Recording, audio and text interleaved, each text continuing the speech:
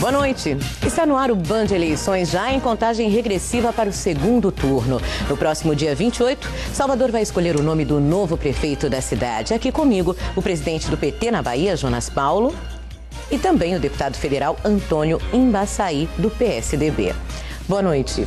Boa noite, Silvana. Antes de começarmos a centrar fogo na eleição especificamente de Salvador, eu tenho uma pergunta que não quer calar para quem olha a política nacionalmente falando. A gente tem esse mesmo confronto em São Paulo, né? É a maior cidade do país, uma das principais capitais políticas do país também.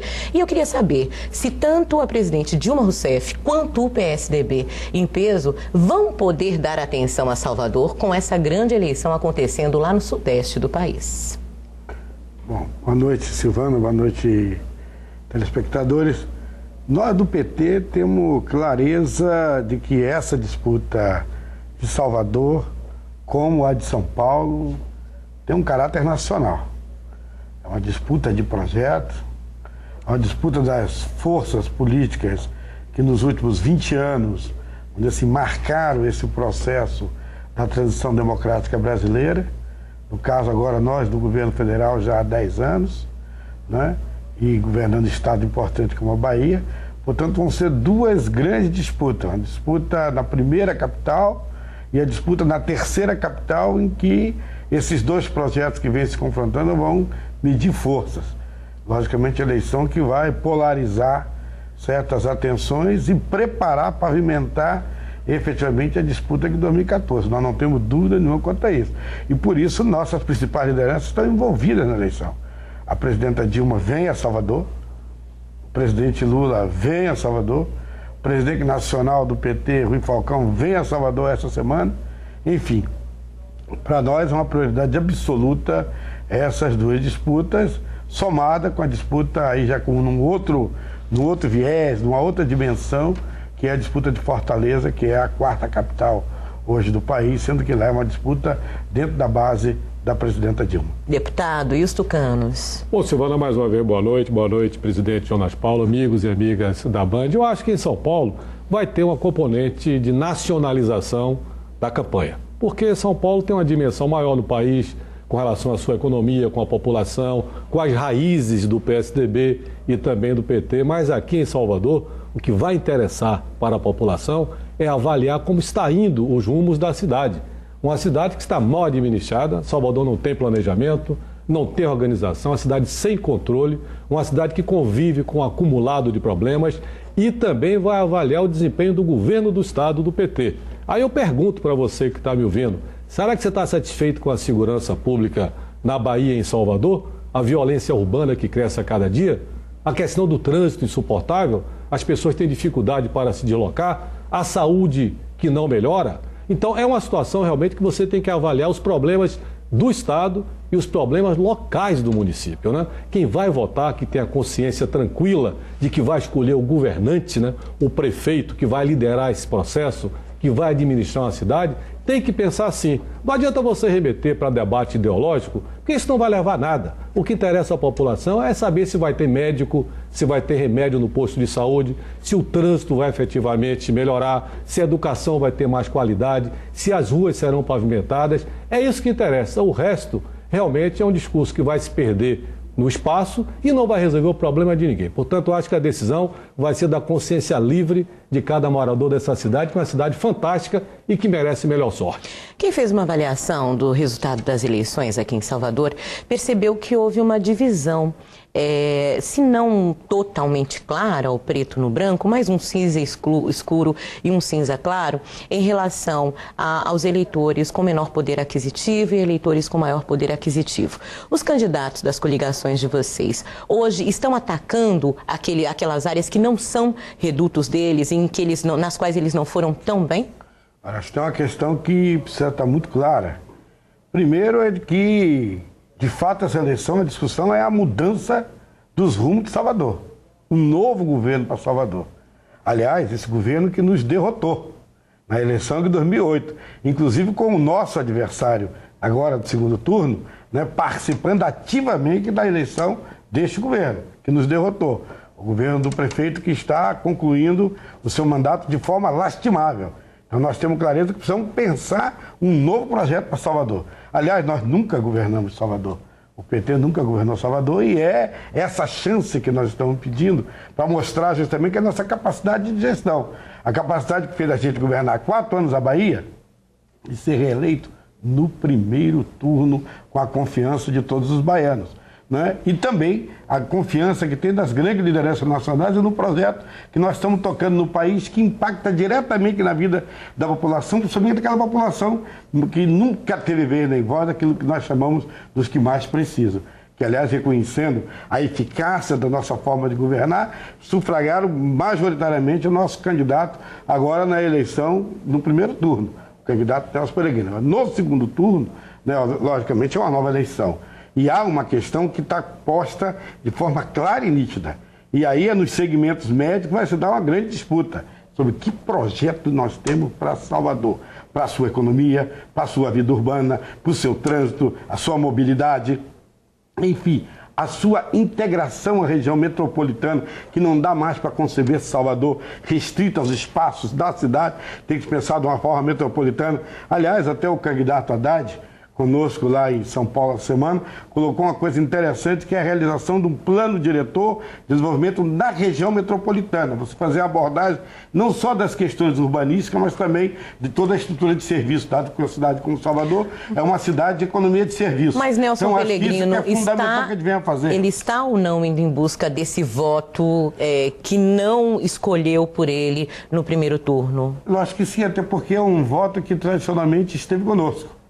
Um voto daquele segmento mais exigente, segmentos médios mais exigentes, que tem, classe média. Lógico, que tem como visão a melhoria da qualidade de vida, né? A visão de uma cidade saudável e sustentável. E esses elementos nós estamos debatendo, porque aliás, são um segmento que sempre dialogou conosco. Segmento que vem da luta social, da luta democrática, da luta por liberdade pública, que certamente é um segmento que não tem nenhuma vinculação com o passado, que é o projeto que o outro lado disputa contra nós. Jonas, que esse segmento teria abandonado o PT? Esse segmento não votou tanto no PT nessas eleições? Não, o segmento, logicamente, nós temos, por razões de governo, de governabilidade, né, feito efetivamente algumas inflexões que levam esse segmento a, às vezes, colocar dúvidas sobre a eficácia dessa inflexão.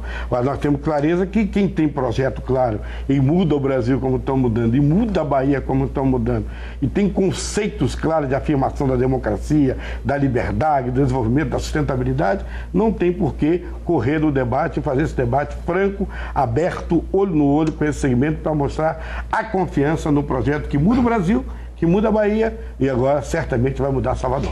E o candidato da coligação do senhor deputado vai em busca desse voto da classe menos abastada agora? Primeiro, essa questão de mudar a Bahia. Agora mudou para pior, porque a violência nunca esteve nessa situação. A educação não consegue avançar na qualidade. A saúde, um horror. Eu até acho muito engraçado quando se fala esse campeonato para saber quem é mais parceiro do João Henrique. Realmente o João Henrique hoje é o pior prefeito do Brasil, né? Avaliado nas pesquisas. Aí fica essa disputa, né? O PT diz que o candidato ACM Neto tem mais relações com o prefeito João Henrique. Mas o PT se esquece, não deve se esquecer, de que a vice-prefeita, a candidata vice-prefeita da chapa do Nelson Pellegrino, foi secretária de Educação do João Henrique. Que o PT indicou secretários na área de saúde. E quem é que está satisfeito com a saúde aqui em Salvador? Você que está me ouvindo sabe muito bem o que é chegar no posto de saúde, não ter médico, não ter medicamento, pedir uma internação no hospital, não consegue. Então o PT, nesse aspecto, tem que também fazer uma meia-culpa, avaliar que teve uma participação muito importante no governo do João Henrique e não produziu os resultados. Agora, o que é que a gente observa, né? Essa coisa falsa de querer fazer uma luta de classe, né? Eu vejo isso com uma preocupação muito grande. O PT há muitos anos procura se colocar como defensor dos miseráveis, da pobreza, o que não é verdade, e a população de Salvador não aceita isso. Observe que em 1996, quando eu fui candidato a prefeito pela primeira vez e venci no primeiro turno, um dos adversários era Nelson Pellegrino, que já fazia esse tipo de debate, de luta de classe. No ano 2000, Nelson Pellegrino novamente foi candidato, perdeu a eleição pela segunda vez. Em 2004, 2008 continuou assim.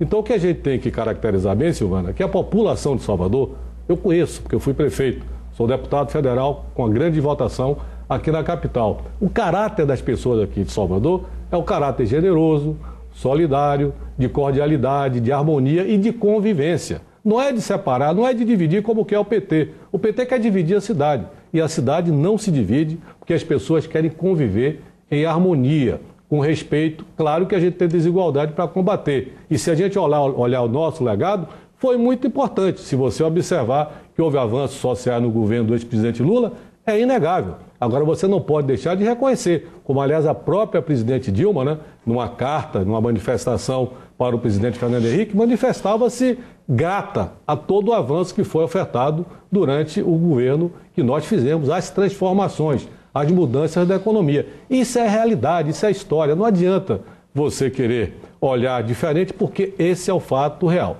E aqui em Salvador, no segundo turno, aliás, é importante dizer isso, no primeiro turno, o PT anunciava que ia vencer as eleições e, quem sabe, até venceria no primeiro turno. Perdeu. O candidato ACM Neto venceu as eleições no primeiro turno. Por menos de 1%, né, deputado? Mas venceu. Mas, de qualquer maneira, é simbólico, é emblemático isso.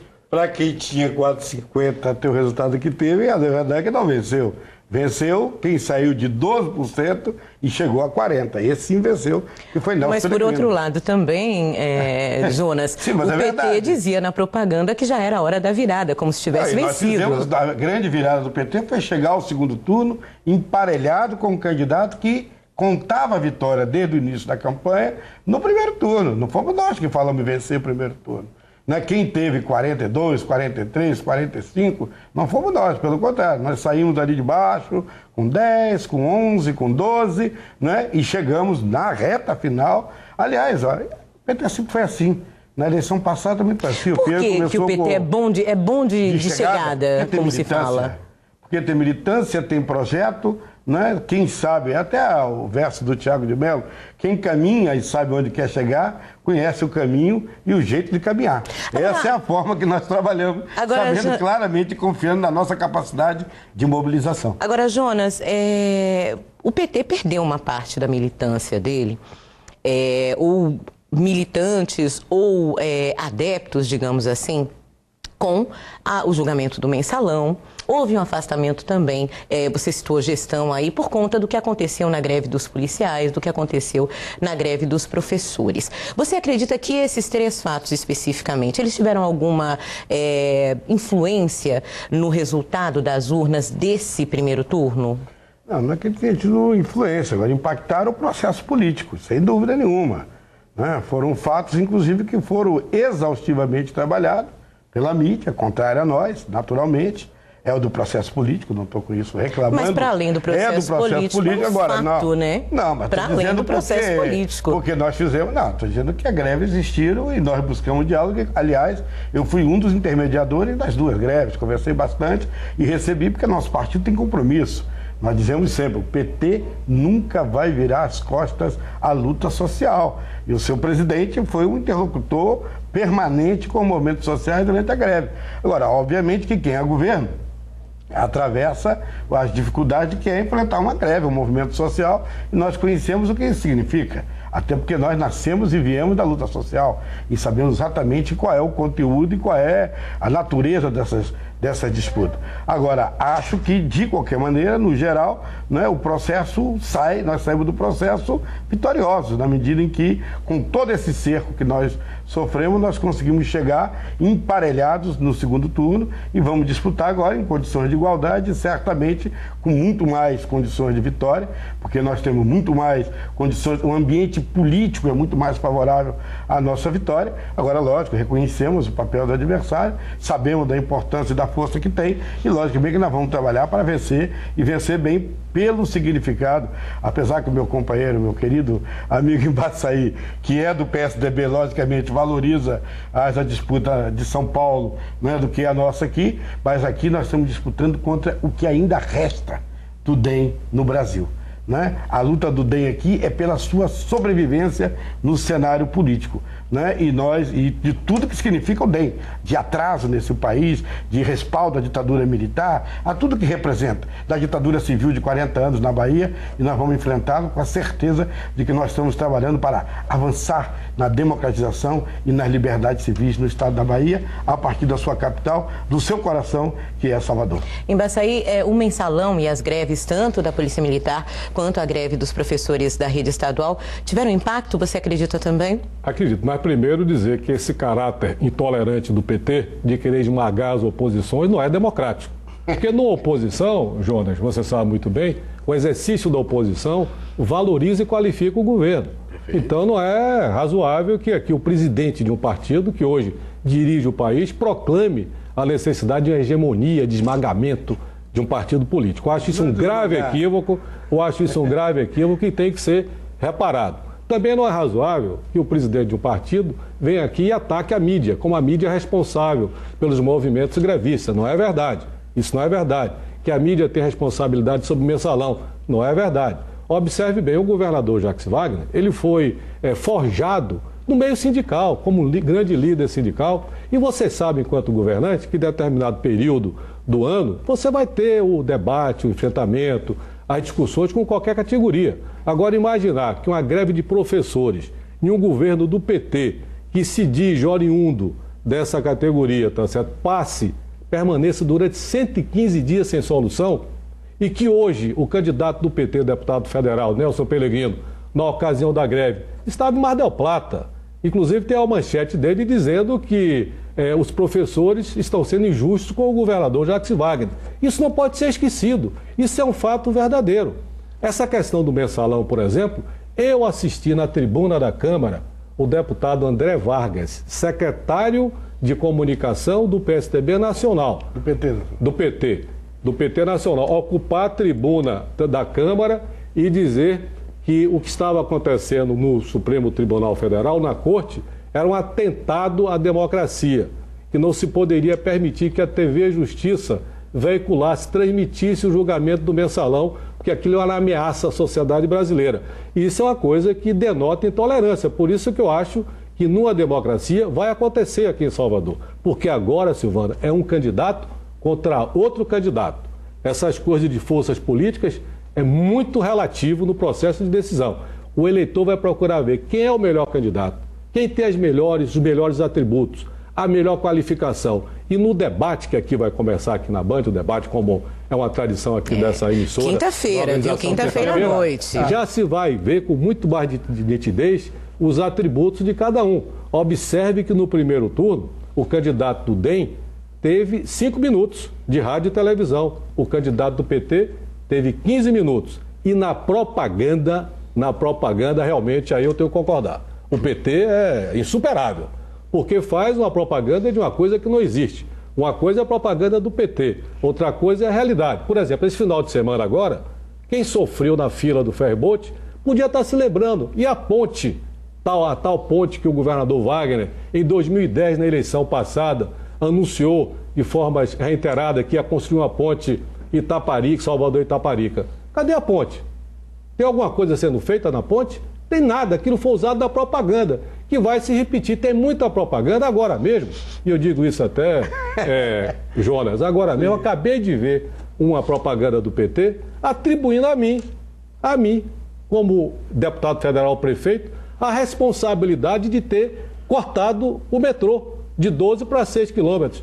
Pergunte, Jonas, ao secretário de Justiça do seu governador Wagner, Nestor Duarte, que na ocasião era secretário de João Henrique e presidente da Companhia Metropolitana que cuidava do metrô. O que é que ele dizia em julho, setembro de 2005, quando o PT induziu o corte do metrô? Pergunte a ele o que é que ele dizia, está tudo anotado. Ele dizia que o PT estava ameaçando Salvador, que era uma imposição do governo do presidente Lula, o corte do metrô. Então essas coisas têm que ser ditas com clareza, não pode ficar apenas um debate ideológico, uma conversa muito bonita e o preto no branco, a população aí sofrendo com a saúde que está muito ruim, a Bahia perdeu prestígio político, essa que é a realidade, e a Bahia perdeu posição na economia, até do Nordeste. os investimentos estão indo para onde? Para Pernambuco, cujo governador hoje, Eduardo Campos, é proclamado como grande líder do Nordeste. Não era assim.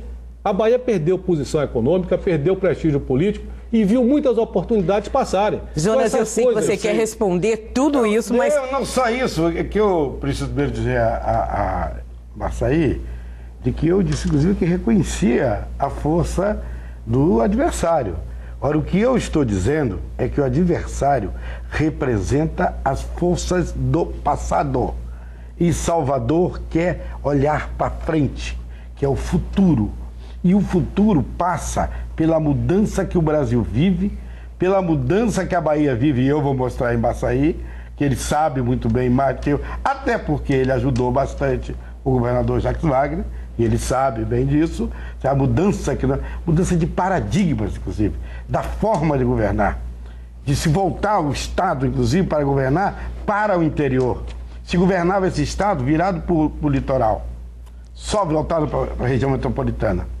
O que se conseguiu em relação à estrada, esse Estado, quem anda a Bahia, sabe que era intransitável esse Estado há 5 anos atrás.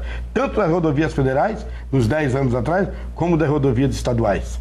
Se sabe muito bem o que foi feito em relação à infraestrutura e à logística. Em relação à saúde, olha, o Baçaí sabe que, inclusive, o último hospital construído em Salvador nem foi do governo que ele defendeu. Ainda foi de Valdir Pires, o Hospital Geral do Estado. Não é verdade. Quando começou. Desculpe aí, Valdir mas Pires começou. A maternidade Hospital Geral do Estado foi feita recentemente pelo governador. Senhores, eu preciso ir para o intervalo e a gente volta para finalizar e amarrar essa boa discussão. A gente volta já já com o Band Eleições 2012 num debate quente. Até já.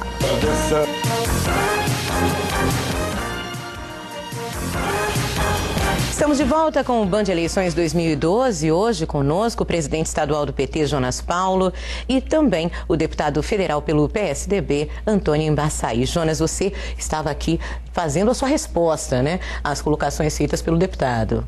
Não, é a certeza que nós temos de que o processo virtuoso, bem-sucedido, de governo que nós realizamos no Brasil, de governo que nós realizamos na Bahia, inclusive respaldado não só pelas pesquisas, mas pelo reconhecimento popular e pela vitória esmagadora que nós demos nos municípios. Nós tivemos a vitória esmagadora dos municípios da Bahia. Mostra, né, a força desse projeto, e é o projeto que chega para mudar Salvador. Para criar um novo momento em Salvador. Um momento de governo em que a população seja tratada por igual, seja na área mais nobre da cidade, seja nas suas periferias. Agora, obviamente, com atenção voltada para aqueles que mais precisam. Aqueles que o governo tem que voltar, fundamentalmente, sua atenção. E é isso que está colocado nesse debate. O debate de uma nova Salvador, de mudar a cidade, e por isso nós estamos colocando esse projeto, que no Brasil foi bem sucedido, na Bahia bem sucedido, para também governar Salvador com Nelson Pellegrino e Olívia Santana. Embaçaí? Olha, eu acho o governo do Estado, do PT, um governo desmotivado, sem iniciativa, sem inspiração, cansado. Cansado. Realmente você não vê nada de novo. Quando você fala em estradas, acesso, como disse aqui o presidente, no interior, a BR-101, em todo o Nordeste, está sendo duplicada. Aqui na Bahia, não. Por quê? Porque não se fez nada durante esses 6 anos. Quer dizer, interessa você ter uma relação de amizade com o presidente ou proclamar parceria se não tem competência, se você não faz uma boa equipe, organiza bons projetos e com determinação e vai e busca os recursos? Não interessa. O que interessa é você ter realmente competência, organizar uma grande equipe. E eu tenho certeza que o nosso candidato, o deputado ACM Neto, ele reúne as qualidades para ser um grande prefeito. Evidentemente que quem vai decidir é você, é o eleitor de Salvador que vai decidir com consciência, com informação, mas não vai mais nessa conversa de mudança, de uma coisa que não cola mais. Quem está vivendo em Salvador está vendo a cidade perder qualidade, uma violência que não acaba mais, insuportável. Quem sai à noite fica preocupado, quem sai durante o dia fica preocupado, o trânsito engarrafado em todos os lugares, a saúde piorando. Portanto, eu tenho uma confiança muito grande que nesse segundo turno vai vencer o melhor. E o melhor é a ACM Neto. Senhores, muito obrigado, uma boa noite para os senhores. E esse tipo de debate de ideias é o que a gente espera também encontrar aqui na Band na quinta-feira, dia de debate entre os dois candidatos que estão disputando a prefeitura da capital baiana. Band Eleições 2012 volta na próxima segunda-feira, logo depois do CQC. Boa noite.